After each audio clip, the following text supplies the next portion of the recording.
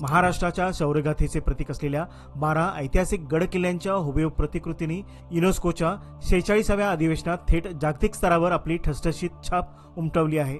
सांगली जिल्ह्यातील हरिपूर येथील रमेश बलुर्गी या आंतरराष्ट्रीय मॉडेल मेकर आणि कला शिक्षकाच्या अद्भुत कलेमुळे हे ऐतिहासिक कार्य शक्य झाले आहे। प्रतापगड, रायगड, शिवनेरी, लोहगड, साल्हेर, खांदेरी, राजगड, सुवर्णदुर्ग, पन्हाळा, विजयदुर्ग, सिंधुदुर्ग आणि तामिळनाडू येथील जिंची या ऐतिहासिक दुर्गांची सजीव प्रतिकृती बलुर्गी यांनी साकारली आहे।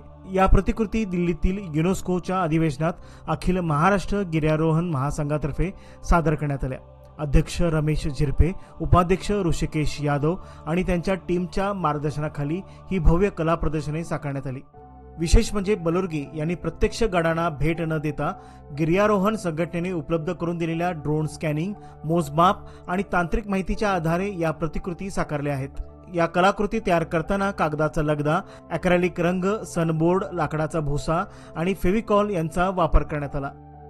रायगड आणि राजगडच्या प्रतिकृती या 350 किलो वजनाच्या असून इतर किल्ल्यांचे वजन अंदाजे 80 ते 150 किलो दरम्यान आहे। वाहतुकीसाठी लोखंडी फ्रेम आणि चाकांची व्यवस्था ही वेगळी करण्यात आली होती।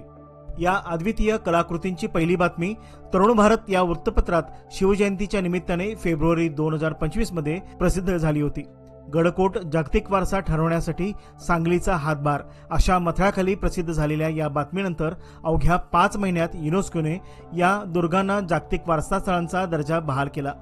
या ऐतिहासिक घडामोडीत एका सांगलीकराचा मोलाचा सहभाग असणे हा सांगलीसाठी अभिमानास्पद आणि प्रेरणादायी क्षण ठरला आहे।